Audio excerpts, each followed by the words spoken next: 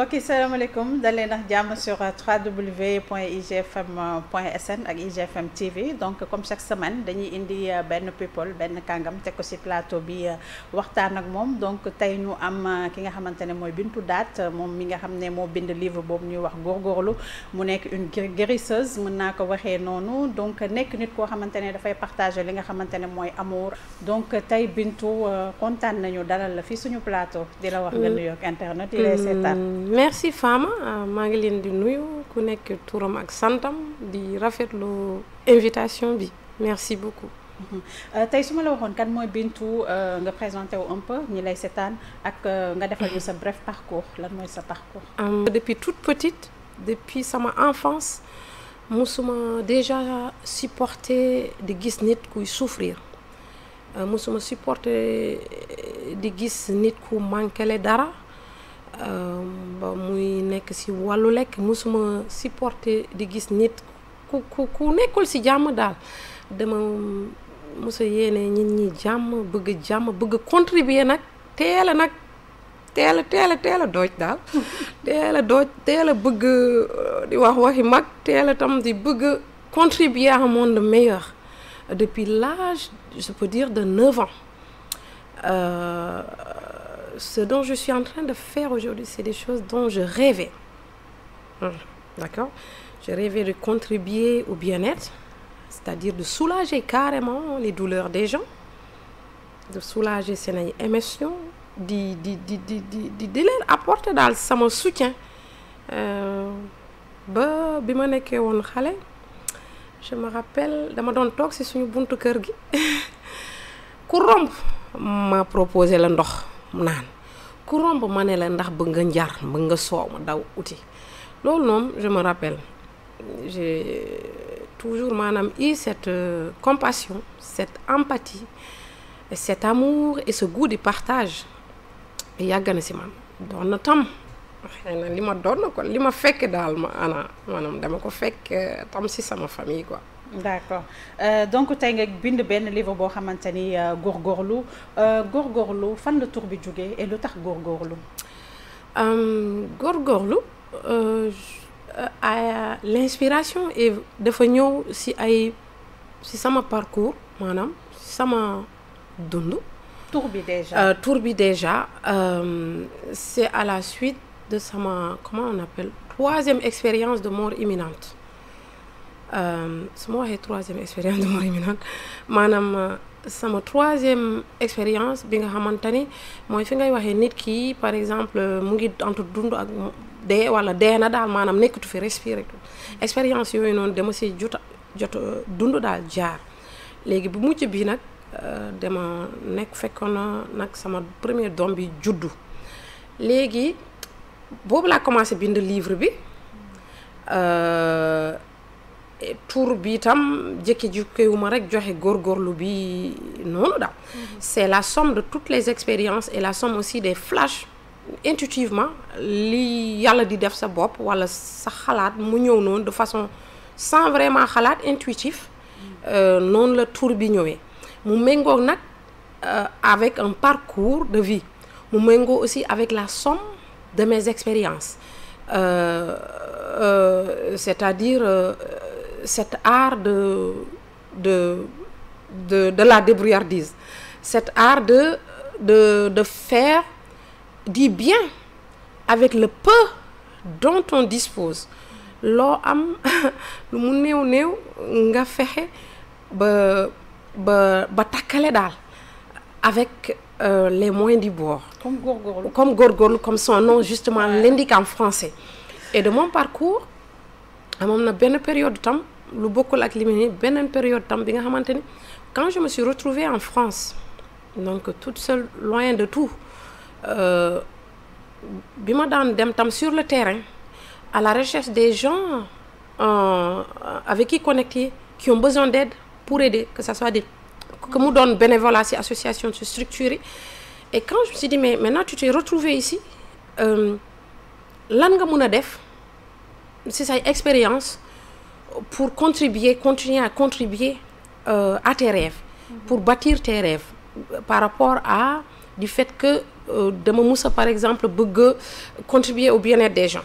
Naka laa mën a góorgóorlu par exemple naka laa mën a faire la somme de ces expériences là pour les partager, pour apporter cette expérience aux gens, pour leur permettre d'entreprendre leur vie avec le courage d'une lionne. Ça a été mes premiers trucs dont premières questions en fait qui me sont venues à l'esprit, de me retrouver sur le terrain, d'utiliser vraiment mes expériences d'ici, de mon éducation par exemple, de ce qui m'a été transmis au niveau familial, au niveau aussi de mes expériences de vie, de la petite fille jusqu'à la maman. Comment vraiment transmettre tout ça au nom de l'amour et de la compassion. Donc góorgóorlu veut beaucoup dire pour moi. Donc on aura peut-être l'occasion d'en revenir. D'accord.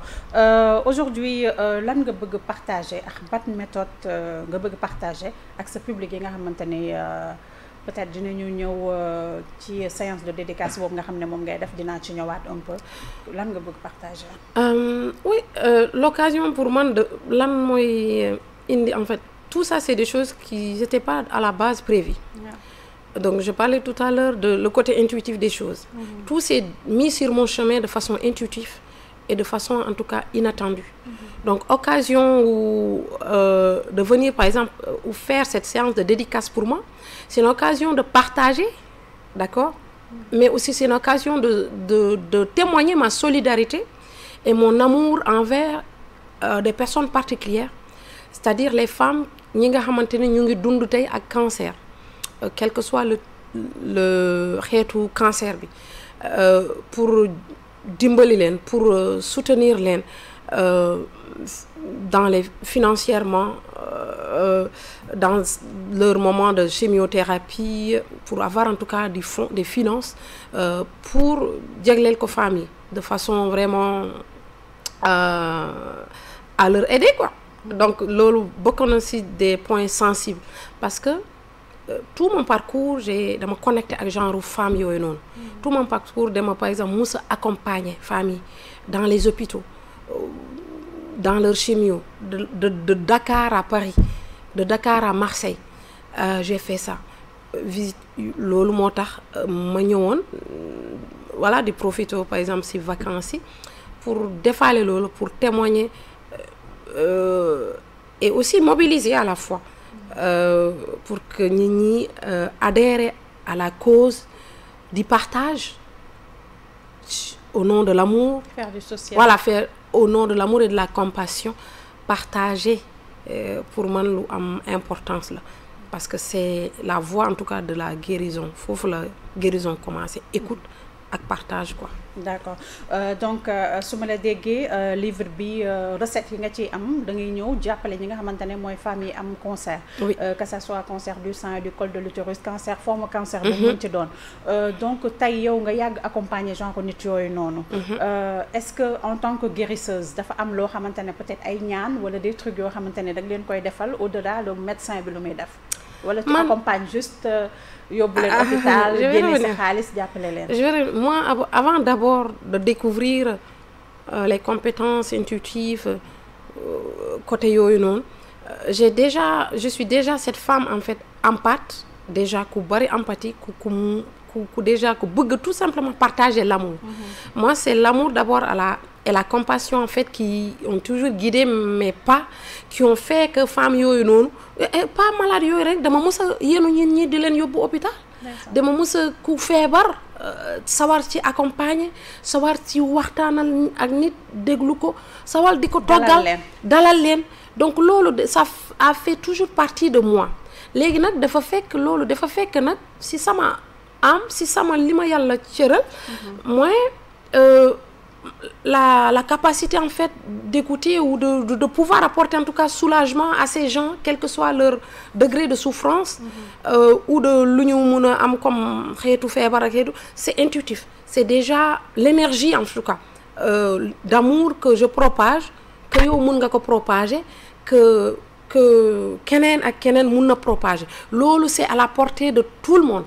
Nekkul ça n'a rien à voir avec nekk thérapeute wala nekk guérisseur wala guérisseuse donc pour man ku nekk mun na activer affaire boobu noonu loolu mu ngi sommeil ci nit ku nekk donc lan mooy def différence mooy par exemple jaar-jaar ak lan ngay def par exemple si sa qu'est-ce qu'on fait de expérience yooyu na lan la ñuy def si suñu ay différentes expériences de vie donc mais tout est pour man lépp énergie la quoi donc énergie boobu mu ngi fépp mu ngi dox si ku nekk loolu yàlla cereel na ko ku nekk donc ok nga ne loolu dafa nekk loo xamante ne day nelaw si ku nekk mën na nekk expérience wala est-ce que sa enfance wala sa expérience yi nga xamante ne dund nga ko dans la vie de tous les jours man je pense que instant yi wàllu développement personnel ak spiritualité moo amené très loin en fait composer ñaar yooyu noonu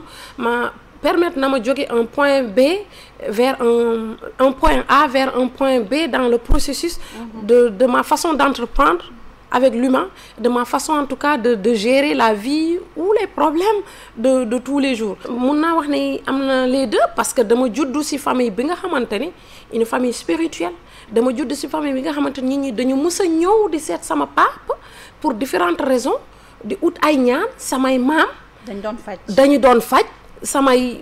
Donc c'est héréditaire. Voilà en fait y a le côté transmission, il y a le côté transgénérationnel des mémoires, mais il y a le côté comme ben bi nga xamante ni yow qu'est-ce que tu fais nit ki lan lay def de ces expériences.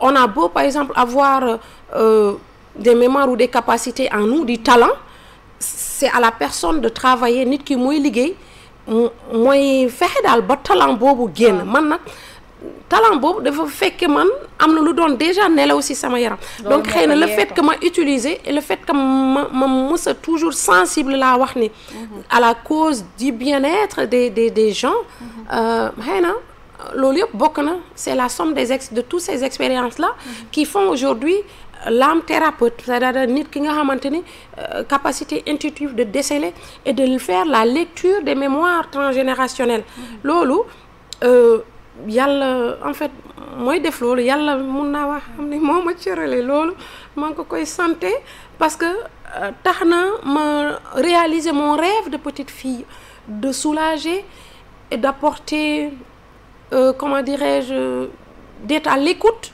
de la personne, d'être à l'écoute de l'âme de la personne sans même que la personne parle, à pouvoir aussi trouver des mots justes pour que la personne puisse mettre des mots MOTS sur ces mots MOX maanaam mooy souffrance am donc loolu yëpp je pense que loolu yàlla mooy cërale yàlla mooy jégle loolu au jaamam yi te xam naa nekkul man kese ma la yàlla cërale loolu mais maa ngi koy sant di ko gërëm di gërëm tam samay waajur sama famille sama yaay maa ngi koy gërëm bu baax mère Aminata donc sama papa maa ngi ñaanal ñëpp daal fu mu tëdd suuf oyof ci kawam. Amen amen d'accord donc tey ji say méthode nan lay améliorer yenn conditions de vie yi nga xamante ni peut-être les malades comme tu dis nit yi nga xamante ne ñoo ngi nekk en souffrance.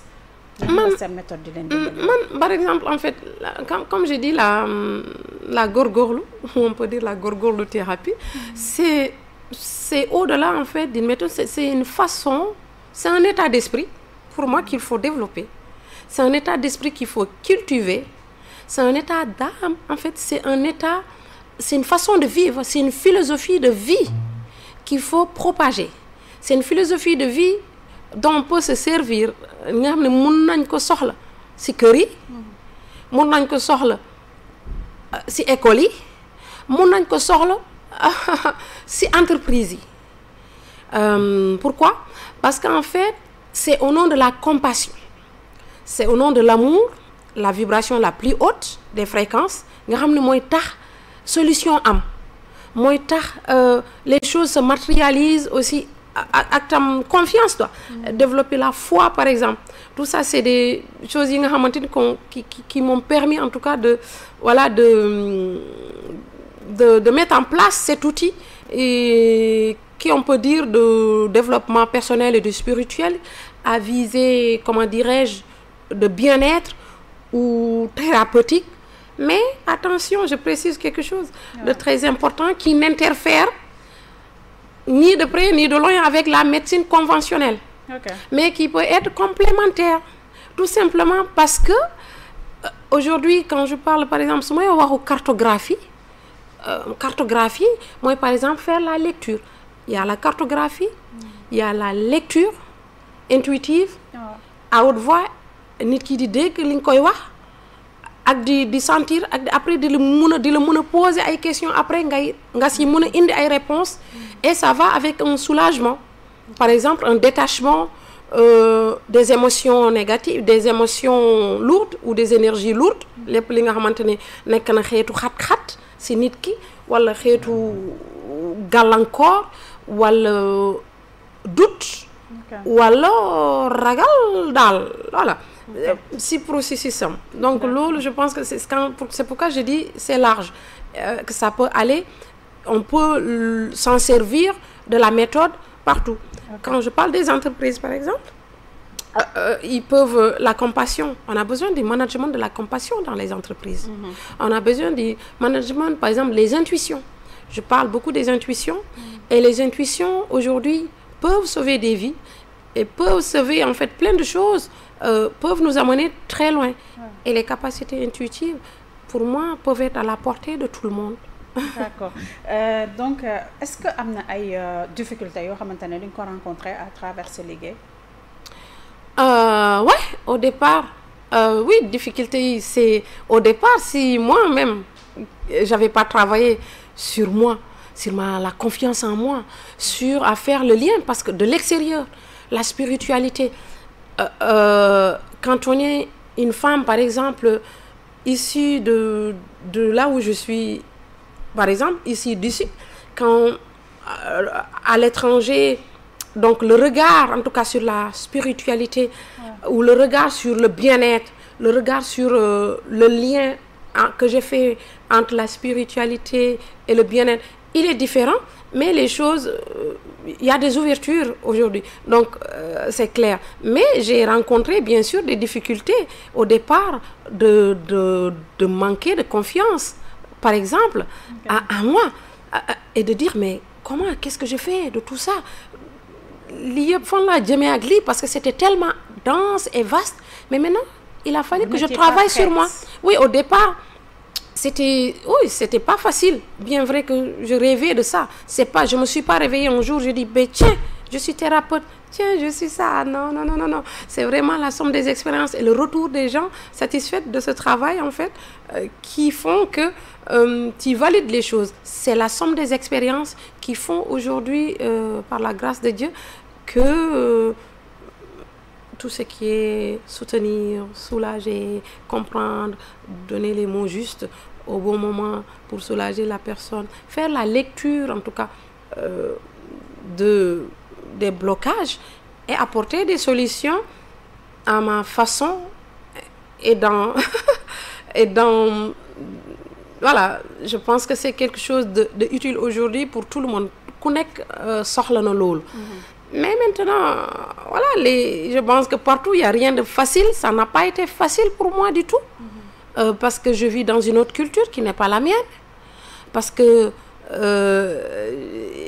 la vie de tous les jours n'est pas facile. Et parce que j'ai jamais aimé la facilité, moi. Donc, je vois un chemin. Mais rêve d'enfant avec passion, taxna affaire bi yomb. Voilà, exactement, par la grâce de Dieu, alhamdoulilah. Taxna affaire bi yomb, taxna après que tu écoutes. Taxna que tu écoutes pour être à l'écoute de ses intuitions pour prendre la bonne décision au bon moment. Ça m'a facilité. Et il y a quelque chose, par exemple, je pense à une petite histoire. Avant de partir d'ici, j'avais fait par exemple un terrible accident de voiture. Ce jour-là, si j'avais pas écouté, aujourd'hui je ne serais pas là. Donc, si j'avais pas écouté mes intuitions, ou la petite voix en tout cas qui me venait, qui disait suba soo yeewoo suba 19h bu mu la fekk fi, d'accord, jëlal takkal say bagages jublu Dakar. loolu en fait, moi je pense que c'est comme je parlais du jeu tout à l'heure, il y a différentes y a différents niveaux en tout cas. Moi je dis quand je parle de médiumnité ou je parle de ces... Les esprits. Voilà. Moi je veux dire, chacun a sa petite voix intérieure, d'accord? Ça c'est d'accord. Des fois on arrive à écouter, des fois on n'arrive pas à écouter. Donc moi ce jour-là, j'ai écouté cette petite voix intérieure qui venait quand même avec des flashs et des images. Et qu'on te montre, et qu'on te dit que suba soo yeewoo jëlal oto nga dem par exemple côté Dakar suba heure bii soo fi nekkee lii ak lii moo lay dal après ñu projeté la ay images ñu won la, d'accord? Et je suis partie. Mais déglu woo leen woon? Si déglu naa su ma déglu woon kon day kii. Donc là c'est un accident de voiture que j'ai eu en mars 2012. Suite à cette expérience, par exemple, que je peux dire une expérience spirituelle, une expérience intuitive, des choses qui me sont venues. Et ma déglu soo demee par exemple comme si ñu ne la soo demee droite accident bi dina la dal di nga am ay séquelles mais doo dee, tandis que soo toogee fii soo yeewoo 13 heures accident bi day am te sur place fii ngay deyee. Je keroog maa ngi je me rappelle en fait voilà de ces images là. Ça n'a pas dû être facile pour moi dès le départ. Et donc j'ai écouté, aujourd'hui je suis en vie. Imaginez si je n'avais pas écouté et que cette catastrophe, par exemple, à laquelle les guides ou ceux qui me montraient en tout cas faisaient allusion, j'y restais dans un autre accident.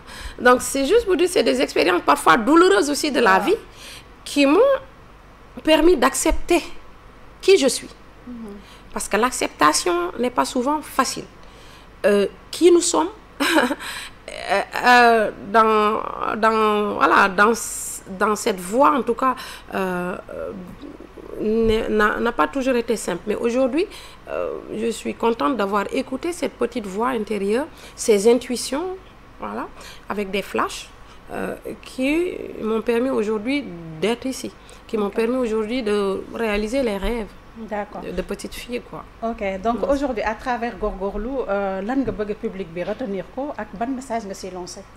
Moi le message que je lance, qui viennent en tout cas nombreux le message que tu lances dans le livre. Le message fort que je lance, pardon, dans le livre, c'est-à-dire comment, par exemple, nos intuitions, par exemple, peuvent nous aider. Comment partager l'amour et la compassion peut aider nous-mêmes qui la partageons, la propageons, et ensuite s'étendre aux personnes qui sont en face de nous, quels que soient leurs problèmes et leurs difficultés, s'en sortir. Et quelles que soient aussi les difficultés que nous rencontrons dans la vie, il y a toujours des tremplins, en tout cas, pour faire de ces réussites, de ces problèmes-là ou de ces difficultés-là, une réussite. Donc, il n'y a pas en tout cas d'échec, ou il n'y a pas de comment dirais-je, non plus, attention, il n'y a pas non plus de recette miracle j'ai pas de recette miracle pour, par exemple, solutionner tout de suite, régler ou obtenir son bien-être. Les choses, c'est un processus. Donc, ça va avec des exercices. Ça va avec l'écoute, être à l'écoute de son corps, respirer, méditer, prier. C'est du bénévolat, voilà. Tout ça c'est gratuit. Comment? C'est du bénévolat. C'est-à-dire moi, du bénévolat. Oui, en fait, il y a une partie de ce que j'ai fait qui est du bénévolat, d'accord? Aujourd'hui, par exemple, moi, avant de faire là, le livre, c'est dans le cadre de mon activité. Je suis auteur, d'accord, et thérapeute de l'âme, d'accord? J'entreprends d'une certaine façon. Mais le bénévolat aussi, c'est moi. L'action sociale, l'action humanitaire, donc toutes ces expériences-là font de moi, en tout cas aujourd'hui, la femme que je suis. Et le bénévolat, excusez-moi, le bénévolat aussi, c'est quelque chose qui m'a beaucoup construit, moi. Tout ce que j'ai pu obtenir ou apprendre ou avoir de la vie, c'est le bénévolat. C'est de faire les choses de façon volontaire et intuitive, volontaire, de façon à rien attendre en retour, qui m'ont permis, voilà, de valider certaines expériences, d'expérimenter certaines choses, et je continue toujours. Mais je ne fais pas que du bénévolat, je travaille. Les gens Ah oui, je suis une femme chef d'entreprise. Les gens, ils viennent acheter mes conseils, acheter mes soins, mes packs de soins, acheter mes programmes. Okay. Donc, de cela, de ce que je travaille, je reverse beaucoup aux associations, aux projets de femmes. J'ai toujours fait ça. Ouais. Parce que quand j'étais petite, déjà, je demandais def condamné, déjà des def quêtes pour permettre aux gens d'acheter leurs ordonnances. Pour pas une autre personne qui n'ont pas les moyens voilà, d'acheter des ordonnances. Voilà. Donc, c'est vraiment un tout, quoi, dans tout.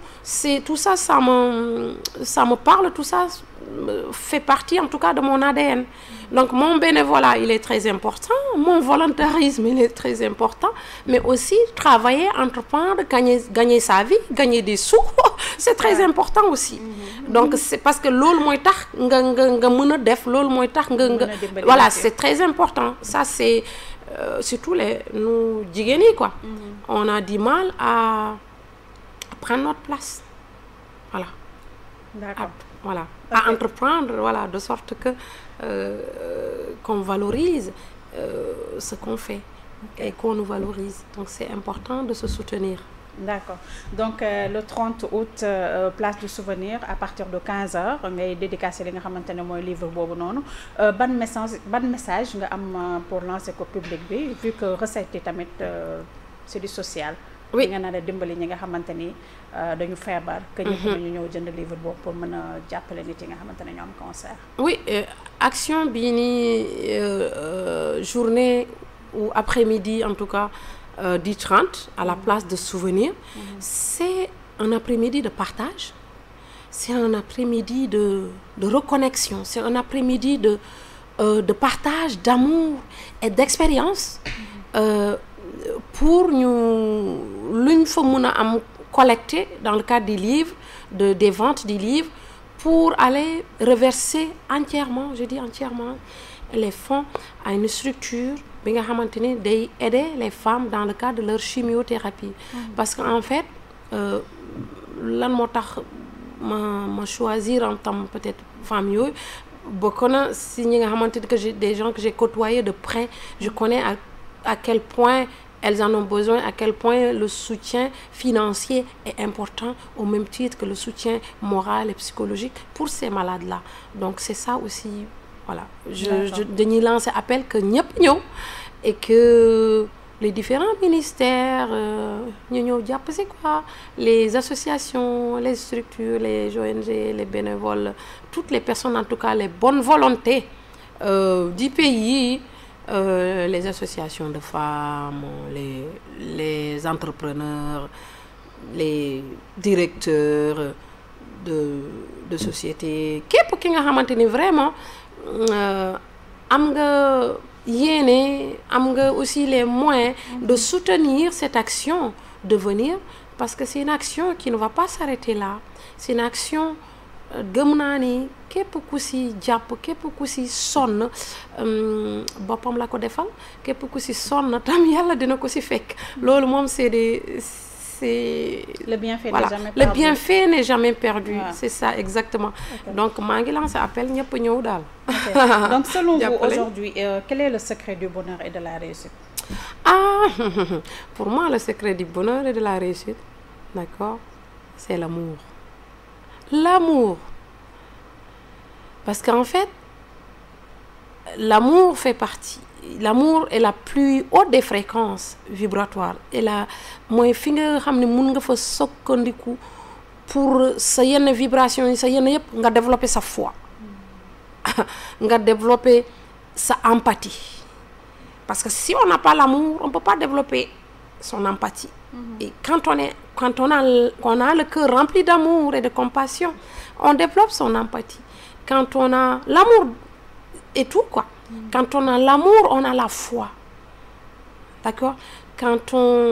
Donc pour moi, l'amour, c'est le mot phare. D'accord. Livre bi ñaata lay jar? Livre bi en France mu ngi jàll 25,50 €. Mais ici vraiment dañ koy kii à titre symbolique les gens qui veulent voilà mettre 10 000 ou plus. En tout cas, il y a un prix pour les livres en France, mais ici, franchement, on ne tient pas trop compte du prix en français. Mais il y aura aussi des gens qui vont envie de prendre le livre et de dire, ah, moi, je veux donner 1 million de dons, je peux donner tant de dons. C'est possible. Donc, ce qui compte, c'est la générosité des gens.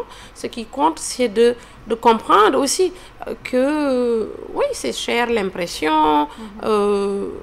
Voilà, la journée a été entièrement pris en charge, si vous voulez. Il n'y a pas de prise en charge de cette journée. C'est la bonne volonté, c'est vraiment, ça vient du cœur, voilà, est faite. Et donc, toutes les personnes qui veulent soutenir, qui sachent que ça ne va pas dans la poche de Bintou, ça ne va pas dans ma structure, ça ne va pas dans une association que je dirige, c'est clair. Ça va vraiment directement à une structure. Ça, je tiens à le rappeler parce que c'est très important. Et qu'il y aura aussi la traçabilité, la transparence qu'il faut pour que les fonds collectés nous donnent directement à ces femmes-là qui sont suivis dans le cadre de leur cancer et qui font des chimiothérapies. Ça aussi, comme ça, je pense que c'est important. Képp ku ci def sa dërëm di nga xam sa dërëm boobu noonu fan la jëm quoi. Voilà. D'accord. Lan mooy sa dernier mot? Mon dernier mot, c'est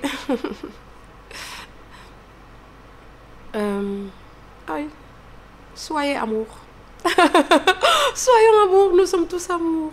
Et puis maa ngi ñaanal ñëpp di leen gërëm di leen sant yéen seen émission yow Fama seen équipe yëpp maa ngi leen ñaanal yéen ñëpp maa ngi ñaanal tam sama sœur sama xarit bu ki tax vraiment ki faciliter contact yi ki faciliter communication bi Niatam, je peux pas ne pas la citer. Donc merci Niatam pour tout et puis à samedi à 15h Inch'Allah ñu ngi leen di xaar quoi nombreux quoi. D'accord. Donc ñu ngi xaar ñëpp samedi le 30 août fële ci place du souvenir à partir de 15h. D'accord. Merci. Donc kontaanoon naa jàkkaarloo ak yow émission bi. Et puis am na solo. maa la gën a kontaan Fama merci beaucoup jërëjëf. Internet IGFM ñu ngi leen di jaajëfal ñu ngi nekkoon nag ki nga xamante ne mooy Bintou Daat di leen jox dig daje ba beneen merci.